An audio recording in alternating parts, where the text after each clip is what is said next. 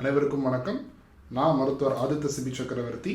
இன்னைக்கு நம்ம என்ன டாபிக் பார்க்க போறோம்னா பெப்டிக் அல்சர், அதாவது வயிற்று புண். இதுக்கு என்ன செய்வது அப்படின்றத பார்க்க போகிறோம். நார்மலாக நம்ம உணவு சாப்பிட்றப்போ நம்ம உணவு நம்ம வாயிலிருந்து ஈசோஃபேகஸ் அந்த ஃபுட் டியூப் வழியாக ஸ்டொமக்குக்கு போகும். இந்த ஸ்டொமக்கில் சில செல்ஸ் இருக்குது. அது ஆசிட் செக்ரீட் பண்ணி அந்த உணவை டைஜஸ்ட் பண்ணி ஸ்டொமக்லேருந்து டியோடினத்துக்கு கொண்டு போய் கீழே மற்ற இன்டெஸ்டைன்ஸ்க்கெலாம் கொண்டு போகும். இதுதான் பேசிக் ஃபுட் பாத்வே. சரி, இப்போ அல்சர் அப்படின்னா என்ன அப்படின்னா, இந்த ஸ்டொமக்லேயோ இல்லை இன்டெஸ்டைன்லேயோ அதோடைய சர்ஃபேஸ் யூஸ்வலாக ஸ்மூத்தாக இருக்கும், ஒரு கண்டினியூஸாக லைனிங்கில் இருக்கும். இந்த ஸ்மூத்னஸ் டேமேஜ் ஆகி இதில் ஏதாவது ஒரு பள்ளம் ஏற்பட்டாலோ இல்லை ஏதாவது ஒரு புண்ணு ஏற்பட்டாலோ அதை தான் நம்ம அல்சர்னு சொல்லுவோம். உணவு ஸ்டொமக்குள்ளே வர அல்சர் கேஸ்ட்ரிக் அல்சர்னு சொல்லுவோம். இதுவே டியோடினம் இன்டெஸ்டைனுடைய முதல் பகுதியில் வருதுன்னா இதுக்குள்ள டியோடினல் அல்சர்ன்றதை சொல்லுவோம். சரிங்க, இப்போ அல்சர்னா என்னன்னு பார்த்தோம். யாருக்கெல்லாம் அல்சர் ரொம்ப காமனாக வரும்னு பார்த்தீங்கன்னா, முதல் விஷயம் ஹச் பைலோரின்னு ஒரு பாக்டீரியா இருக்குது, ஹெலிகோபாக்டர் பைலோரி. இந்த பாக்டீரியா நம்மளுடைய ஸ்டொமக்லேயும் இன்டெஸ்டைன்லேயும் நார்மலாகவே இருக்கும். நிறைய பேருக்கு இது எந்த தொந்தரவும் பண்ணாது. ஆனால் ஒரு சில பேருக்கு இந்த ஹச் பைலோரி என்ன பண்ணுன்னா வயிற்றில் ஆசிடை அதிகமாக ப்ரொடியூஸ் பண்ண வைக்கும். ஒன்று. ரெண்டாவது, நார்மலாக வயிற்றில் புண்ணு வராமல் தடுக்கிறதுக்கு தான் மியூக்கோசல் டிஃபென்சஸ் அப்படின்னு சொல்லுவோம். அந்த மியூக்கோசல் டிஃபென்சஸை இந்த ஹச் பைலோரி டேமேஜ் பண்ணி வயிற்றில் புண்ணு வர வைக்கும். இந்த ரெண்டு விஷயமும் காரணங்கள்னால ஹச் பைலோரி தான் ரொம்ப காமனான காரணம் பெப்டிக் அல்சர் வர்றதுக்கு. ரெண்டாவது காமன் காரணம் மருந்து மாத்திரைகள், குறிப்பாக வலி மாத்திரை. மருத்துவருடைய பரிந்துரை இல்லாமல் நம்மளே ரொம்ப நாளைக்கு அது சில மருந்து மாத்திரைகள் ரொம்ப நாளைக்கு எடுத்துக்கிறப்போ அதுவுமே வயிற்றுலையும் குடல்லையும் அந்த புண்ணை ஏற்படுத்தும். இதுதான் ரெண்டாவது ரொம்ப காமனான காரணம். மூணாவது விஷயம் எதனால் வருது அப்படின்னா, புகைப்பழக்கம். ஸ்மோக்கிங் பண்ணுறவங்களுக்கு ஸ்டொமக் அல்சரும் கேஸ்ட்ரிக் அல்சர் ரொம்ப காமனாக வரும். அது மட்டும் இல்லாமல் அந்த புண்ணு ஆறுறதையும் அது தடுக்கும். அதே மாதிரி புகைப்பிடிப்பவங்களுக்கு வரக்கூடிய அல்சர் மெலிக்னன்ட் அல்சராக கூட இருக்கலாம், மாறுவதற்கான வாய்ப்பு அதிகம். 3. நாலாவது ட்ரிங்க்ஸ் பழக்கம் இருக்கிறவங்களுக்கு இந்த ஸ்டொமக் அல்சர் வர்றது ரொம்ப அதிகமாக இருக்கும்.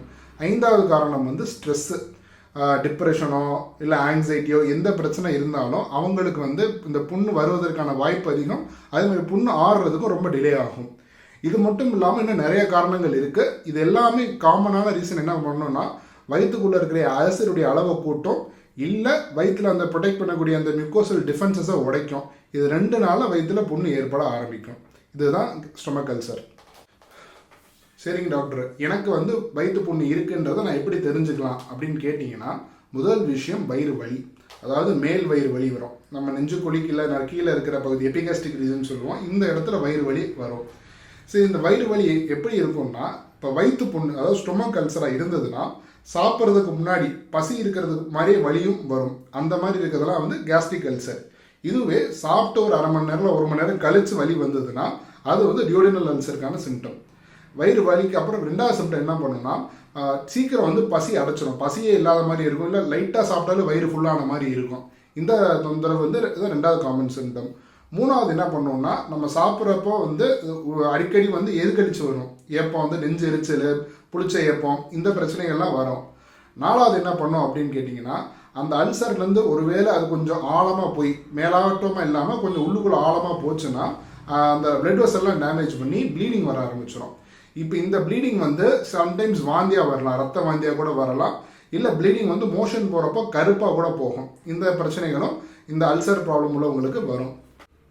சரிங்க டாக்டர், இப்போ நமக்கு அல்சர் இருக்குன்னா என்னென்ன டெஸ்ட் எடுத்து பார்ப்பாங்க அப்படின்னு கேட்டிங்கன்னா, யூஸ்வலாக அல்சர்ன்றது மருத்துவர்கள் உங்களுக்கு என்ன தொந்தரவு இருக்குன்றது கேட்டே கண்டுபிடிச்சிருவாங்க, அதுக்கே ட்ரீட்மெண்ட் பண்ணிடுவாங்க. பட் ஒரு சில பேருக்கு அடிக்கடி திருப்பி அல்சர் வரும், இல்லை வர்ற அல்சர் மருந்து கொடுத்து கேட்காம இருக்கும், இல்லை ரொம்ப நாளைக்கு அல்சர் இருக்கும், வாய்ப்புண்ணு நிறையா இருக்கும். இவங்களுக்கெல்லாம் எதனால் அல்சர் வந்திருக்குன்னு தெரிஞ்சுக்கிறதுக்கு எண்டோஸ்கோபி அப்படின்னு ஒரு டெஸ்ட் பண்ணுவோம். அதில் என்ன யூஸ் பண்ணுவாங்கன்னா, ஒரு பெரிய டியூப் இருக்கும், கருப்பு டியூப்பு. அதில் இந்த எண்டில் ஒரு கேமரா மாதிரி இருக்கும். இதை வாயில் செலுத்தி நம்ம உணவு குழாயில் எந்த இடத்துல அல்சர் இருக்குது, இல்லை எவ்வளோ பெருசாக அல்சர் இருக்குது, இல்லை அல்சர் நார்மல் அல்சராக இருக்கா, இல்லை ஏதாவது வேறு அல்சர் மெலிக்னன்ட் அல்சராக இருக்கான்றது தெரிஞ்சுக்கிறதுக்கு நம்ம ஸ்கோபி பண்ணுவோம். அதுலேயே சில நேரத்தில் ஒரு சின்ன ஒரு பீஸ் எடுத்து அதில் ஏதாவது ஒரு பிரச்சனை இருக்கான்றது மைக்ரோஸ்கோப்பில் வச்சும் பார்க்கலாம். நான் முன்னாடி சொன்ன அந்த ஹெலிகோபாக்டர் பைலோரி கிருமி இருக்கான்றதும் இதை வச்சு தெரிஞ்சுக்கலாம். இதுதான் ரொம்ப காமனாக பண்ணக்கூடிய டெஸ்ட்டு. சரி, இப்போ அல்சர்னால என்ன காம்ப்ளிகேஷன் வருங்க, அல்சர்னால என்ன பிரச்சனைகள் வரும் அப்படின்னு பார்த்தீங்கன்னா 3 காமனான காம்ப்ளிகேஷன் இருக்குது. முதல் பிரச்சனை என்னன்னா ப்ளீடிங். நம்மளே சொன்ன மாதிரி அந்த புண்ணு கொஞ்சம் ஆழமாக போய் ரத்த குழாயெல்லாம் டேமேஜ் பண்ணுச்சுன்னா அந்த புண்ணுலேருந்து ரத்தம் வர ஆரம்பிக்கும். அந்த ரத்தம் வந்து சில நேரம் வாய் வழியாக ரத்த வாந்தியாக வரலாம், இல்லை மோஷன் போகிறப்ப கருப்பாக இதாகவும் போகலாம், மோஷன் போகலாம். இது ரெண்டுமே ப்ராப்ளம் தான். அடுத்த பிரச்சனை என்ன வரும் அப்படின்னு பார்த்தீங்கன்னா அந்த குடல் ஓட்டை போட்டு அந்த பெரிய ஓட்டையாக மாறிடும். அதான் பெர்ஃபரேஷன் அப்படின்னு சொல்லுவோம். இதுதான் மோஸ்ட் டேஞ்சரஸ்ட் காம்ப்ளிகேஷன் அல்சரை பொறுத்த மட்டும். வயிறு ஓட்டை போட்டு நம்ம இது பெரிட்டோனியல் கேவிட்டிக்குள்ளே அந்த ஓட்டை வந்துடும்.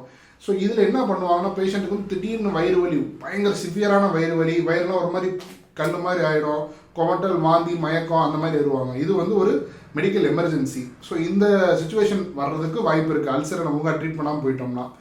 மூணாவது காமனான காம்ப்ளிகேஷன் அந்த அடைப்பு, குடல் அடைப்பு மாதிரி, கேஸ்ட்ரிக் அவுட்லெட் அப்ஸ்ட்ரக்ஷன் சொல்லுவோம், குடல் அடைப்பு மாதிரி ஏற்பட்டுலாம். அதனால் என்ன நடக்கும்னா உணவு வந்து நம்ம சாப்பிட்ற உணவு வந்து ஸ்டொமக்கில் இருந்து அடுத்து இன்டெஸ்டைனுக்கு போகணும். அப்போ தான் ஃபுல்லாக டைஜஸ்டாக வெளியே வரும். இது போகிற இடத்துல நார்மலாக வந்து இவ்வளோ பெரிய ஓட்டையாக இருக்க வேண்டியது சுருங்கிடும். அதனால் வந்து உணவு பகுதி வந்து ஒரு பகுதியிலேருந்து இன்னொரு இதுக்கு போகாது. ஸோ அதனால சில சிம்டம்ஸ் வர ஆரம்பிக்கும். சீக்கிரம் பசி அடங்கிடும், கொமட்டல் இருக்கும், வாந்தி இருக்கும், பசியே இல்லாமல் இருக்கும். இந்த மாதிரி நிறைய சிம்டம்ஸ் வரும். ஸோ இந்த 3 காம்ப்ளிகேஷனுமே அல்சர் பேஷண்ட்ஸுக்கு ரொம்ப காமனாக வரும். சரிங்க டாக்டர், இப்போ எனக்கு வயிற்று புண்ணு வந்துருச்சு, இப்போ நான் அதை எப்படி சரி பண்ணணும் அப்படின்னு கேட்டிங்கன்னா, முதல் விஷயம் காரமான உணவுகளை அவாய்ட் பண்ணுங்கள். காரமான உணவு எடுத்துக்கிட்டிங்கன்னா என்ன பண்ணணும்னா நம்ம வயிற்று புண்ணில் போய் அந்த காரம் பட்டு நமக்கு வயிறு வலி அதிகமாக ஏற்பட ஆரம்பிக்கும். ஸோ காரமான உணவுகளை முதல் விஷயம் அவாய்ட் பண்ணணும். ரெண்டாவது புகைப்பழக்கம் இல்லை மது பழக்கம், இது 2 இருந்ததுன்னா ரெண்டுமே கண்டிப்பாக அவாய்ட் பண்ணணும். ஏன்னா இது புண்ணு ஆற விடாமல் தடுக்கிறது மட்டும் இல்லாமல் கேன்சர் வரக்கூடிய ஆபத்துகளும் இதில் இருக்குது. மூணாவது விஷயம் என்ன பண்ணணும்னா விரதம் இருப்பதை அவாய்ட் பண்ணணும். விரதம் இருந்தீங்கன்னா நமக்கு சாப்பிடாம ஃபாஸ்டிங் பண்ணுறப்போ ஸ்டொமக்கில் வந்து அல்சர் வர்றதுக்கு வாய்ப்பு அதிகமாக இருக்கும். ஏன்னா ஆசிட் செக்ரிஷன் ரொம்ப அதிகமாக இருக்கும் ஃபாஸ்டிங்கில். ஸோ புண்ணை பெருசாக்கி விட்டுரும். ஸோ ஃபாஸ்டிங்லாம் புண்ணு ஆடுற வரைக்கும் பண்ணாதீங்க. நாலாவது விஷயம் வந்து பெரிய ஒரு ஃபீஸ்ட் மாதிரி எடுத்துக்கிறது, நிறைய ஃபேட்டு, நிறையா ஒரு மாதிரி காரமான உணவுகள்லாம் எடுக்கிறப்போ டைஜஷன் கஷ்டப்படும். ஸோ அதையுமே நம்ம அவாய்ட் பண்ணணும். அஞ்சாவது விஷயம் சாப்பிட்ட உடனே படுக்கிற ஹேபிட்டை வந்து நிப்பாட்டணும். ஏன்னா சாப்பிட்டு டைஜஸ்ட் ஆகிறதுக்கு ஒரு 1/2 மணி நேரம் இல்லை 1 மணி நேரம் நம்ம வெயிட் பண்ணணும். சாப்பிட்ட உடனே நேராக போய் படுத்தோம்னா நம்ம உணவு ஒழுங்காக டைஜஸ்ட் ஆகிருக்காது. அது படுக்கிறப்போ திருப்பி வந்து நமக்கு ரிஃப்ளெக்ஸ் முன்னாடி சொன்ன மாதிரி கேஸ்ட்ரோஎசோஃபேஜியல் ரிஃப்ளெக்ஸ் வந்து அதிகமாக வர ஆரம்பிக்கும். அஞ்சாவது விஷயம் வந்து மருந்து மாத்திரைகள்.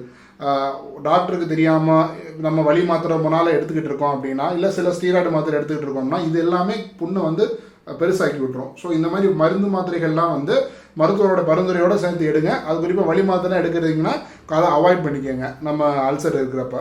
சரி, ஏழாவது விஷயம் என்ன பண்ணலாம் அப்படின்னா டேப்லெட்ஸ் எடுத்துக்கலாம். சரி, டேப்லெட்னா என்னென்ன டேப்லெட்னா யூஸ்வலாக புரோட்டான் பம்ப் இன்ஹிபிட்டர்னு சொல்லுவோம். உமிப்ரோசோல், பேண்டப்ரோசோல் இந்த மாதிரி மருந்து மாத்திரைகள் கொடுப்பாங்க. இல்லை H2 பிளாக்கர்ஸ்ன்னு கொடுப்பாங்க. இல்லை வேறு ஆன்டாசிட்ஸ் ஏதாவது கொடுப்பாங்க. நம்ம புண்ணு சீக்கிரம் ஆடுறதுக்கு கொடுக்க வேண்டிய மருந்துகள் இதெல்லாம். இது மட்டும் இல்லாமல் நமக்கு H. pylori இன்ஃபெக்ஷனால தான் நமக்கு அல்சர் வருதுன்றது தெரிஞ்சிருச்சுன்னா இந்த H. pylori எராடிகேஷன்ன்றதை நம்ம பண்ணுவோம். அதாவது வயிற்றுக்குள்ளே இருக்கிற H. pyloriயை மருந்து மாத்திரை கொடுத்து கம்ப்ளீட்டாக ரிமூவ் பண்ணுறது. சரிங்க, இப்போ என்னென்ன உணவுலாம் நம்ம சாப்பிடலாம் அப்படின்னு கேட்டிங்கன்னா, கொஞ்சம் மைல்டான உணவுகள், குறிப்பாக வந்து மோர் வந்து ரொம்ப யூஸ்ஃபுல்லாக இருக்கும். வலியை குறைக்கும். அதே மாதிரி ஒரு சூதனிங் எஃபெக்ட் வந்து மோருக்கு இருக்கும். அதே மாதிரி வாழைப்பழம் சாப்பிடலாம், தேங்காய் பால், தேங்காய் பால் இதெல்லாம் சாப்பிடலாம். இந்த மாதிரி உணவுகள்லாம் வந்து இந்த புண்ணை வந்து ஆத்துறதுக்கு உதவி செய்யும். அடுத்த விஷயம் வந்து உணவுக்கு நடுவில் வந்து கேப் கொடுக்கணும். ஒரு 4 மணி நேரம் கேப்பில் தான் உணவு ரெகுலராக எடுத்துக்கிறணும். அதே மாதிரி அளவும் வந்து கொஞ்சம் ஒரு 3/4 ஸ்டொமக்கு 1/2 ஸ்டொமக்கு ஃபுல்லாகிற அளவுக்கு நம்ம சாப்பிட்டா போதும். வயிறு முட்டை சாப்பிட்டுக்கிட்டு அப்புறம் கஷ்டப்பட்டுக்கிட்டு இருக்க தேவையில்லை. ஸோ உணவுடைய அளவை வந்து நம்ம கொஞ்சம் ரெகுலராக நார்மலான அளவில் எடுத்துக்கிறலாம். சரிங்க, இந்த பதிவு உங்களுக்கு பிடிச்சிருந்துச்சுன்னா இந்த பேஜுக்கு சப்ஸ்கிரைப் பண்ணுங்கள். உங்கள் நண்பர்கள், உறவினர்கள் யாருக்காவது இந்த பிரச்சனை இருந்ததுன்னா அவங்களுக்கு இந்த வீடியோவை ஷேர் பண்ணுங்கள். அவங்களுக்கு இது நிச்சயமாக பயனுடையதாக இருக்கும். நன்றி, வணக்கம்.